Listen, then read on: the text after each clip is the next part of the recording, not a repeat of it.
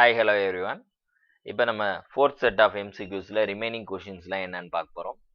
The correct statement regarding the greenhouse effect. So என்னன்னு கேட்டிருக்காங்க.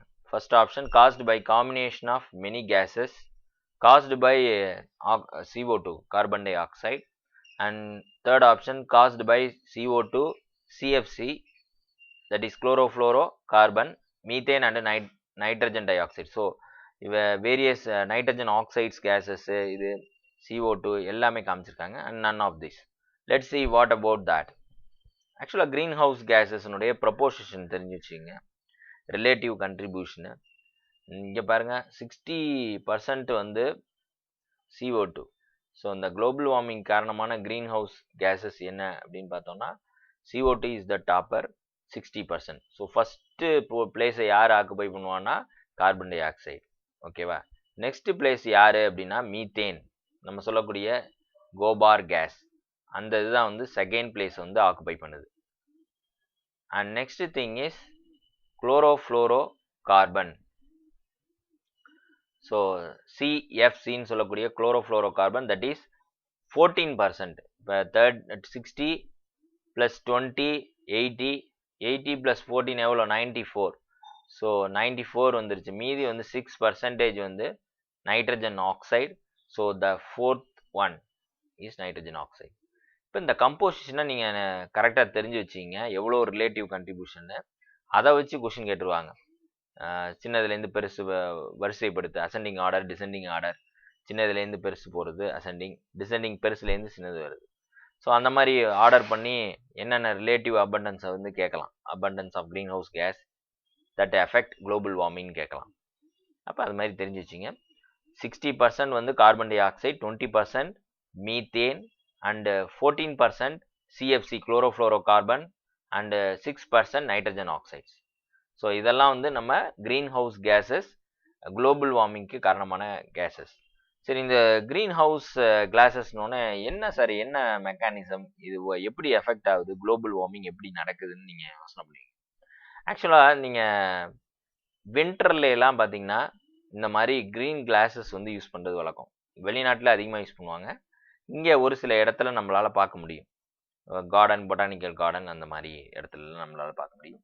இதோட வேலை என்ன அப்படின்னா, இந்த பர்டிகுலர் ஏரியாவை அந்த வின்டரில் ஹீட்டாக வச்சுக்கிறதுக்கான ஒரு ஏரியா, ஒரு யூஸ்ஃபுல்லான ஒரு விஷயம் தான் இந்த க்ரீன் ஹவுஸ் கிளாஸ் மூலமாக யூஸ் பண்ணுறது. ஆக்சுவலாக சன்லைட்டை ஃபுல்லாக அலோவ் பண்ணோம். அப்போ சன்லைட் வந்து உள்ளார ரீச் ஆன பிறகு உள்ளார வந்து ஒரு ஹீட்டிங் எஃபெக்ட் ப்ரொடியூஸ் ஆகும் இல்லையா, தட் இஸ் இன்ஃப்ராரெட் ரேஸ். உள்ளார வந்து பட்ட பிறகு இங்கேருந்து வெளியே வரக்கூடிய அந்த ரேஸ் வந்து ஹார்ம்ஃபுல்லான ரேஸ், அதை வந்து திருப்பி வெளியில் போக விடாமல் இந்த க்ரீன் கலர் என்ன பண்ணோம்னா திருப்பி உள்ளுக்குள்ளேயே சர்க்குலேட் பண்ண வைக்கும். அந்த விஷயம் that is called infrared radiation சொல்லுவோம், ரிஃப்ளெக்ட் பண்ணக்கூடியது. அதெல்லாம் இங்கேயே இருக்கிறதுனால இது கொஞ்சம் வார்மாக இருக்கும் வின்டர் சீசன்லேயும். ஸோ அந்த மாதிரியான விஷயத்த க்ரீன் ஹவுஸ் கிளாஸில் யூஸ் பண்ணுவாங்க. சிமிலர்லி இங்கே வந்து க்ரீன் ஹவுஸ் எஃபெக்ட்லேயும் என்ன பண்ணுதுன்னா, இந்த க்ரீன் ஹவுஸ் கேஸஸ் வந்து நம்ம எர்த்தோட அட்மாஸ்பியரை டாப் எண்டை ஃபுல்லாக இந்த மாதிரி கவர் பண்ணிடுது. Here you can see these green house gases வந்து ஃபுல்லாக அகாமடேட் பண்ணிடுது நம்மளோட எர்த் சர்ஃபேஸை. இப்போ இந்த எர்த் சர்ஃபேஸை சுற்றி க்ரீன் ஹவுஸ் கேஸஸ் இருக்குது, that is CO2, methane, nitrogen oxides as well as the chlorofluorocarbon. அப்போ இந்த மாதிரி க்ரீன் ஹவுஸ் கேஸஸ் வந்து இருக்கும் பட்சத்தில் வாட் வில் ஹேப்பன் அப்படின்னு பார்த்தீங்கன்னா, செர்டைன் அமௌண்ட் ஆஃப் ரேடியேஷன்ஸ் இங்கேருந்து வந்து விழுவும் போது அது வந்து ஒரு 25% வந்து ரிஃப்ளெக்ட் ஆகிடும் சன்லேருந்து வர ரேடியேஷனில். மீதி வந்து உள்ளார எர்த்தில் போய் படும் பட்சத்தில் எர்த்தில் இருக்கக்கூடிய வேறு ஆர்கானிசம்ஸ் அதில் மேலெலாம் பட்டு திருப்பி வந்து ரிஃப்ளெக்ட் ஆகும்போது அதை எங்கே கேப்சர் பண்ணிடணும், இந்த க்ரீன் ஹவுஸ் கேஸஸ் அதை அப்படியே வித்ஹோல்ட் பண்ணிக்கும். அதான் இதனுடைய ப்ராப்பர்ட்டி. அப்போ இந்த infrared long wave infrared radiations அதை வந்து அப்சர்வ் பண்ணி வச்சுக்கும். எர்த்துலேருந்து வரக்கூடியதை, வெளியில் வரக்கூடியதை இந்த க்ரீன் ஹவுஸ் கேஸஸ் என்ன பண்ணிக்கும், infrared radiation, long wavelength infrared ரேடியேஷனை அப்சர்வ் பண்ணிக்கும். ஸோ அண்ட் எமிட்டிட் திருப்பி எங்கே அனுப்பி விடும்னா எர்த்தை நோக்கியே அனுப்பும். அதனால தான் எர்த்து என்ன ஆகுதுன்னா ஹீட்டப் ஆகுது. ஸோ இந்த க்ரீன் ஹவுஸ் கேஸஸ்னால தான் நம்ம எர்த்து என்ன ஆகுது, ஹீட் ஆகுது. இன்னொரு விஷயம் தெரிஞ்சுங்க, ஹீட் ஆகுறது அதுதான் காரணம் அப்படின்னா அது நமக்கு இருக்கக்கூடாதுன்னு நீங்கள் நினைக்கக்கூடாது. ஏன்னா அதுதான் இன்னைக்கு டெம்பரேச்சரை மெயின்டைன் பண்ணிட்டு இருக்கு. இந்த க்ரீன் ஹவுஸ் கேஸஸ் நேச்சுரலாக இருக்கிறதுனால தான் -18 டிகிரி செல்சியஸ்ல இருக்கும். அது இல்லைன்னா இப்போ நீங்க வந்து வித்தவுட் கிரீன் ஹவுஸ் கேஸ் இந்த இருந்துச்சுன்னா, அந்த மாதிரியான ஒரு எர்த் அட்மாஸ்பியர் இருந்துச்சுன்னா, எர்த்தோட டிகிரி செல்சியஸ் என்னவா இருக்கும்னா -18 டிகிரி செல்சியஸ். -18னா ரொம்ப கூலாயிரும். அப்போ அனிமல்ஸ் ஆர்கானிசம்ஸ் இருக்கக்கூடிய இது வந்து ரொம்பவே கம்மியாயிரும். ஸோ அந்த மாதிரியான விஷயங்கள் -18 டிகிரி செல்சியஸ்ல இருக்க வேண்டிய ஒரு விஷயத்த இந்த கிரீன் ஹவுஸ் கேசஸ் தான் என்ன பண்ணிட்டு இருக்கு இப்போ 15 டிகிரி செல்சியஸ் +15 டிகிரி செல்சியஸ்னா ஆவரேஜா, அதாவது ஒரு இடத்துல கூலா இருக்கு நம்ம வேர்ல்டுல பார்த்தீங்கன்னா, ஒரு இடம் கூலா இருக்கும், ஒரு இடம் ஹாட்டா இருக்கும். இதெல்லாம் ஆவரேஜ் பண்ணோம்னா டோட்டலா பார்த்தீங்கன்னா 15 டிகிரி செல்சியஸ். அதை வந்து மெயின்டைன் பண்றதுக்கு மிக மிக முக்கியமான காரணம் யாருன்னா இந்த கிரீன் ஹவுஸ் கேசஸ். அதனால நம்ம உடனே அவங்கள கல்பிரிட்டுன்னு சொல்லிட்டு அது இல்லாமையே பண்ணணும் அப்படின்னு நினைக்க கூடாது. வி ஹவ் டு மெயின்டைன் அந்த நார்மல் லெவல் வந்து இப்போ கூடுதலாகவும் இல்லாம கம்மியாகவும் இல்லாம அழகா இந்த எர்த்து வந்து ஃபார்ம் ஆயிருக்கு நேச்சுரலா. ஓகேவா, நமக்கு தேவையான டெம்பரேச்சரோட இருக்கு. அதை வந்து பேலன்ஸை வந்து அஃபெக்ட் பண்ணாத அளவுக்கு நம்ம இந்த green house cases CO2 emission and also methane gas emission as well as nitrogen oxides and chlorofluorocarbon which will cause deleterious effect to the ozone layer. So அந்த குளோரின் தான் வந்து என்ன ஆகுதுன்னா அங்கே வந்து ஒரு கெட்டலிஸ்டாக ஆக்ட் ஆகி ஓசோனை வந்து அப்படியே டீக்ரேடேஷன் ஆஃப் ஓசோனை வந்து ப்ரமோட் பண்ணுறது இந்த குளோரின் தான், கெட்டலிஸ்ட் ஆக்ட் ஆகி. ஸோ வி மஸ்ட் நோ அதை வந்து பேலன்ஸ் வந்து அஃபெக்ட் ஆகாத அளவுக்கு கம்மியாக வச்சுக்கணும். அப்படின்னா என்ன, இண்டஸ்ட்ரீஸ் இதெல்லாம் வந்து கரெக்டான லெவலில் எமிஷன் பண்ணணும். நிறைய அதிகமாக CO2 எமிஷன் பண்ணால் தட் வில் கிரியேட் ப்ராப்ளம். ரொம்ப அதிகமாக எர்த் வந்து ஹீட்டப் ஆகும், அதுவும் வந்து ப்ராப்ளம் தான். இந்த 15 டிகிரி செல்சியஸ் இன்னும் ஹீட்டப் ஆகி அதிகமாக ஆனிச்சுன்னா என்ன நடக்குங்கிறத நான் இப்போ காமிப்பேன். எஃபெக்ட் ஆஃப் குளோபல் வார்மிங் சொல்லுவோம்.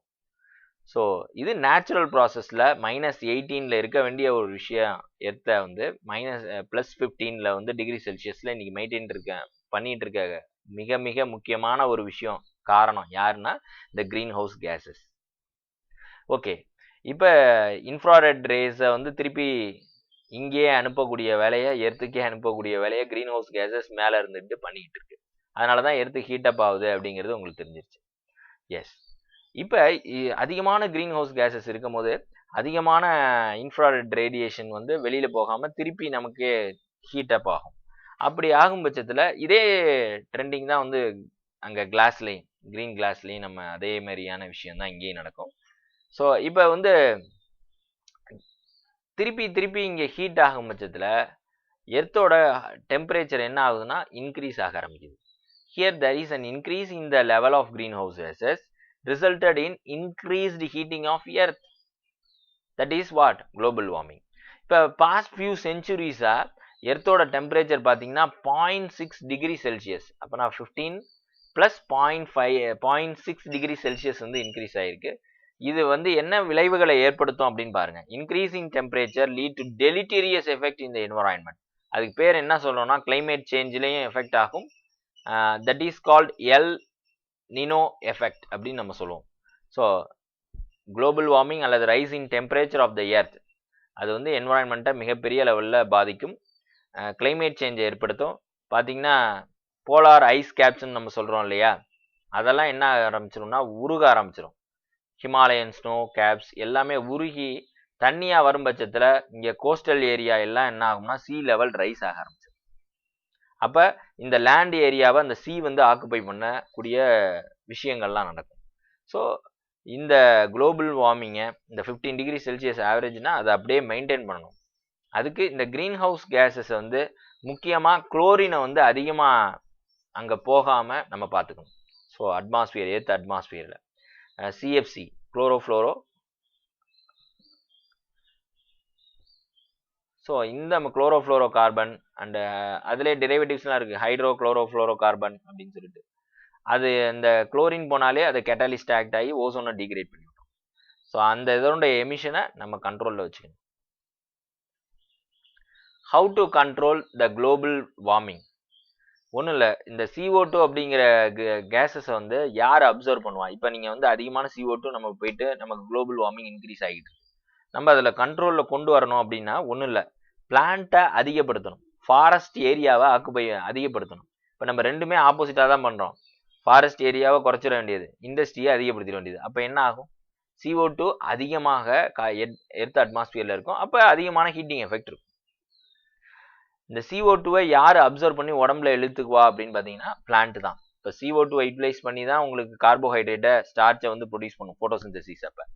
ஸோ பிளான்ஸ் அதிகமாக இருந்ததுன்னா நம்ம அந்த CO2 லெவலை கம்மி பண்ண முடியும். அப்போ பிளான்ஸ் எங்கே இருக்கும் அதிகமாக? காட்டில். அப்போ காடு அதிகமாகணும், ஃபாரஸ்ட்ரேஷன். அண்ட் இது வந்து cutting down the use of fossil fuel. நம்ம இந்த இப்போ யூஸ் பண்ணிக்கிட்டு இருக்க வண்டி, அதனுடைய ஃபியூயல், அதெல்லாம் வந்து நம்ம என்ன பண்ணணும்? கண்ட்ரோல் பண்ணணும். அதுலேருந்து அதிகமான CO2 வெளியில் வருது. And improve the efficiency of energy usage. So energy யூசேஜை இம்ப்ரூவ் பண்ணணும். Reduce the deforestation. நான் முன்னாடியே சொன்ன மாதிரி கட்டிங் ஆஃப் ட்ரீஸ், நம்ம ட்ரீயை கட் பண்ண CO2 வந்து அப்சர்வ் பண்ணக்கூடிய ஒரு விஷயத்த நம்ம காலி பண்ணிகிட்டே இருக்கும். மிகப்பெரிய ப்ளஸ் வந்து நமக்கு பிளான்ஸ் தான். பார்த்தீங்கன்னா அந்த CO2 அப்சர்வ் பண்ணி நமக்கு வேண்டிய நம்ம ப்ரீத்திங் பண்ணுறதுக்கு தேவையான ஆக்சிஜன் அதுதான் கொடுக்குது. ஸோ எவ்வளோ பெரிய விஷயத்த அந்த ட்ரீ பண்ணிக்கிட்டு இருக்குன்னு யோசனை பண்ணிங்க. And here planting of more trees and slow down the growth of human population. So human population கூட போணுச்சுன்னா நம்ம என்ன பண்ணி போடுறோம்? இருக்கிற ஃபாரஸ்ட்லாம் அழித்து கிராப் போட்டு நம்ம வந்து ஃபார்மிங்க்கு கொண்டு வந்துடுவோம் அந்த லேண்டெல்லாம்.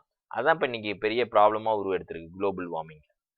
ஸோ செவரல் இன்டர்நேஷ்னல் இந்த மாதிரிலாம் விஷயங்கள்லாம் வந்த பிறகு இப்போ இன்டர்நேஷ்னல் எல்லாமே சேர்ந்துக்கிட்டு இதே மாதிரி போயிட்டு இருந்துச்சுன்னா கடல்லே நம்ம இடம்லாம் முழுகி போயிடும் குளோபல் வார்மிங்னால. அதனால நம்ம கிளைமேட்டை கண்ட்ரோல் பண்ணணும்னா, வார்மிங்கை கண்ட்ரோல் பண்ணணும்னா இந்த மாதிரி ஒரு அசோசியேஷனை கிரியேட் பண்ணி யூசேஜ் ஆஃப் க்ரீன் ஹவுஸ் கேஸஸை கம்மி பண்ணுங்க, எமிஷனை கம்மி பண்ணுங்க, ஆட்டோமொபைல் இதை யூஸ் பண்ணுறதை கம்மி பண்ணுங்க அப்படின்னு சொல்லி ஒரு ஸ்டாண்டர்ட்ஸ்லாம் கிரியேட் பண்ண ஆரம்பித்தாங்க. ஸோ அதில் ஒன்று தான் இந்த மான்ட்ரியல் புரோட்டோகால். இதெல்லாம் வந்து அந்த எஃபெக்டை வந்து ப்ரொடியூஸ் கம்மி பண்ணுறதுக்கான ஒரு விஷயம் தான். Here you can see next question. Greenhouse effect is warming due to. So இங்கே என்ன ஆன்சர்னு பார்த்தீங்கன்னா caused by all gases CO2, chlorofluorocarbon, methane and nitrogen oxides. greenhouse effect is warming due to. எதனால greenhouse effect வந்து global warming அது வந்து எதனால அப்படின்னு கேட்டிருக்காங்க. because of increase in temperature as a result of increase in CO2 concentration. CO2 concentration ஒன்றும் இல்லை, CO2 is a greenhouse gas. So greenhouse கேஸோட எமிஷன் அதிகமாக எர்த் அட்மாஸ்பியரில் இருக்கும் பட்சத்தில் because so many industries and automobiles அதெல்லாம் ரிலீஸ் பண்ணக்கூடிய இந்த கார்பன் டை ஆக்சைடு வந்து எர்த் அட்மாஸ்பியரில் அதிகமாகும் பட்சத்தில் there will be a rise in temperature. நான் தான் சொன்னேன் இன்ஃப்ராரெட் ரேடியேஷன்ஸ் வந்து எமிட் ஆகிறத டைரெக்டாக இது என்ன பண்ணிக்கும்? greenhouse கேஸ் வந்து எர்த் அட்மாஸ்பியரில் அப்சர்வ் பண்ணி திருப்பி நமக்கே அனுப்பும். அப்போ heating up of earth atmosphere நடந்துகிட்டு இருக்கும். So the third option is the right one. Next question.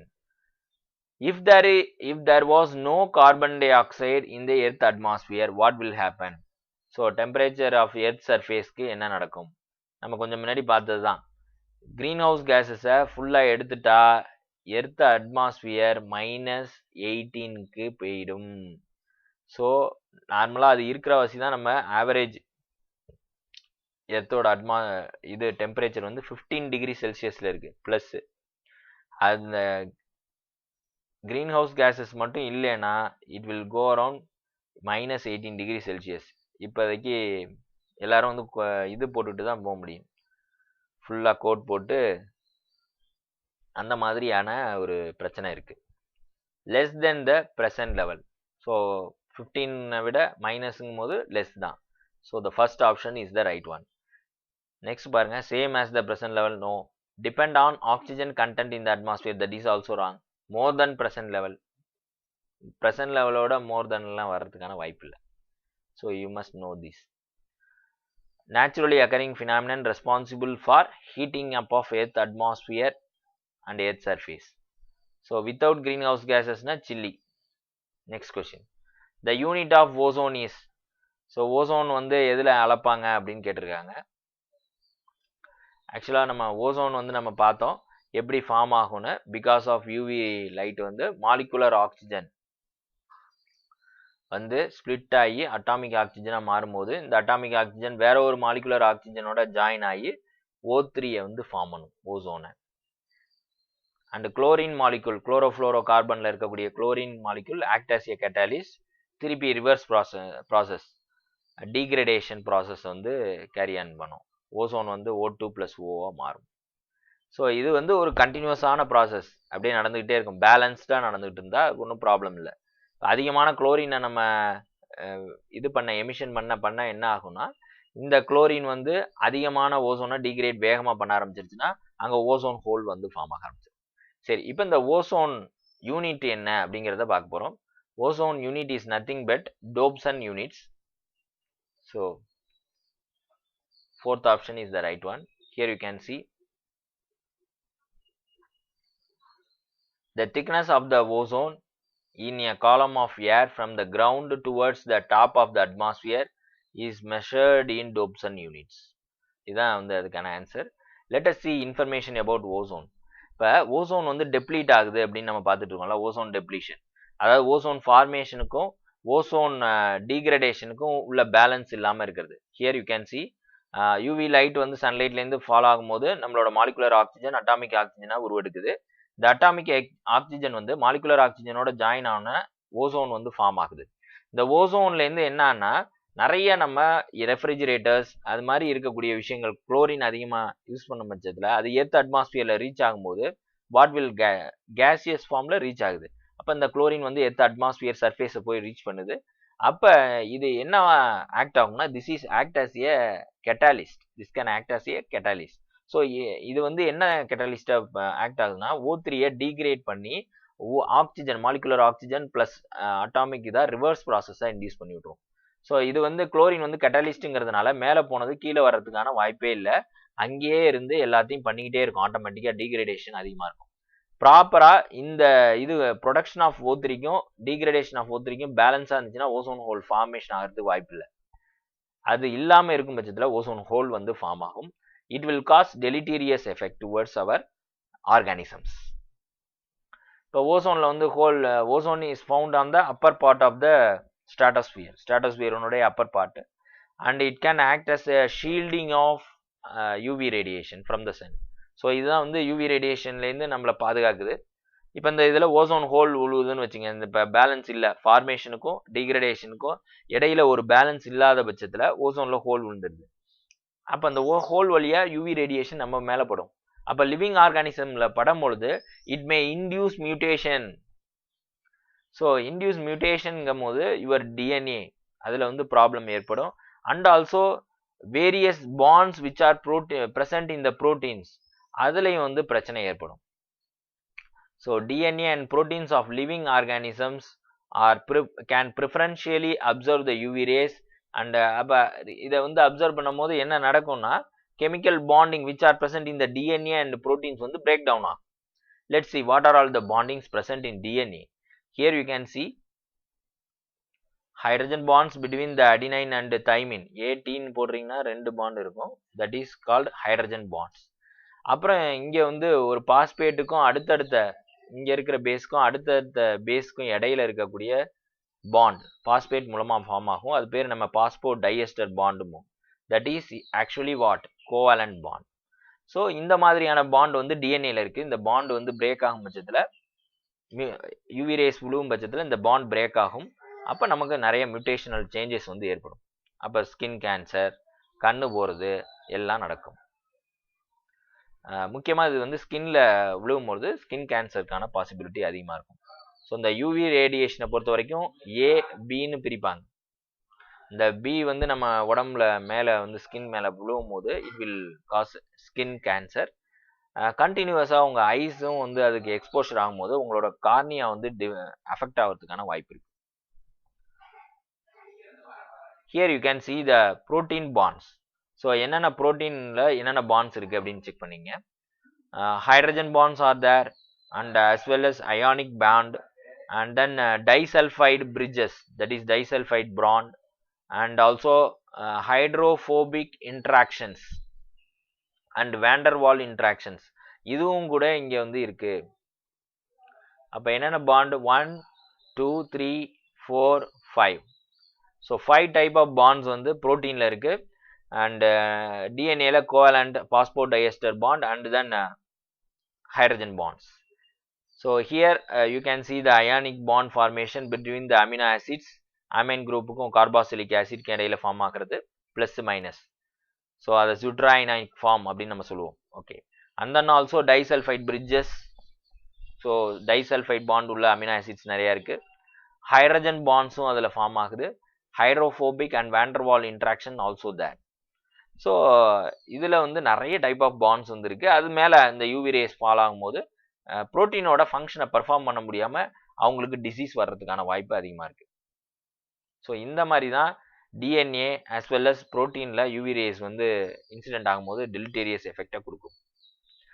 Next thing, global agreement in the specific control strategy to reduce the release of ozone depleting substance. இந்த ஓசோன் deplete பண்ணக்கூடிய சப்ஸ்டன்சஸை வந்து release பண்ணுறதை கம்மி பண்ணணும். அதுக்கு என்ன ப்ரோட்டோகால் இது பண்ணாங்க அப்படின்னா, தட் இஸ் மான்ட்ரியல் ப்ரோட்டோகால். இந்த மான்ட்ரியல் ப்ரோட்டோகால் வந்து was signed in Montreal, that is present in Canada. 150 country இதில் சைன் பண்ணாங்க. ஒரு சக்ஸஸ்ஃபுல்லான ப்ரோட்டோகால்னு நம்ம சொல்லலாம். ஏன்னா அப்போ பார்த்தீங்கன்னா 80s 87 90s அந்த ரீஜனில் ஃப்ரிட்ஜஸில் தான் வந்து குளோரோஃப்ளோரோ கார்பன் அதிகமாக யூஸ் பண்ணாங்க.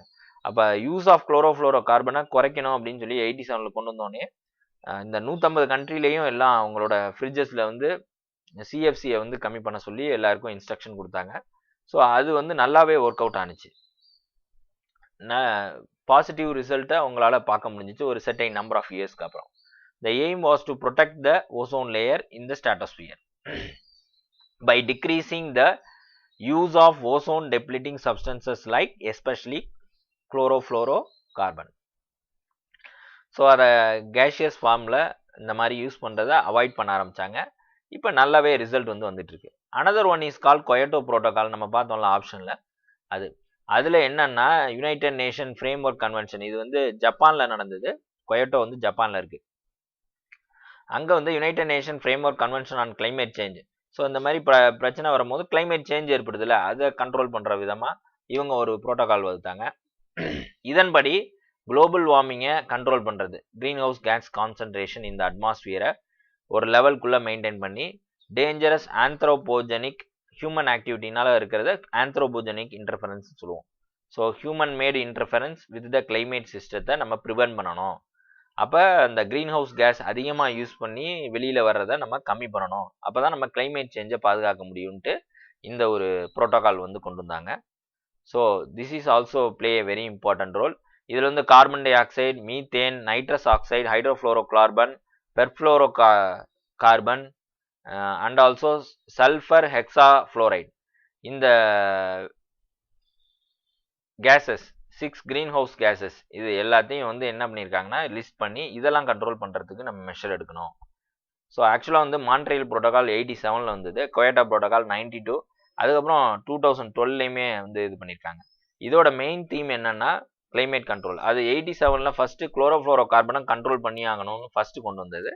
அதுக்கப்புறம் எல்லா க்ரீன் ஹவுஸ் கேஸஸையும் கண்ட்ரோல் பண்ணாதான் நம்ம கிளைமேட் சேஞ்சை மெயின்டைன் பண்ணணும். ஸோ கிளைமேட் சேஞ்சை இது பண்ணுறதுக்கான ஒரு மீட்டிங் அப்படின்னா நம்ம கொயட்டோ ப்ரோட்டோகாலை சஜஸ்ட் பண்ணலாம். Okay, see you in next video. Thank you.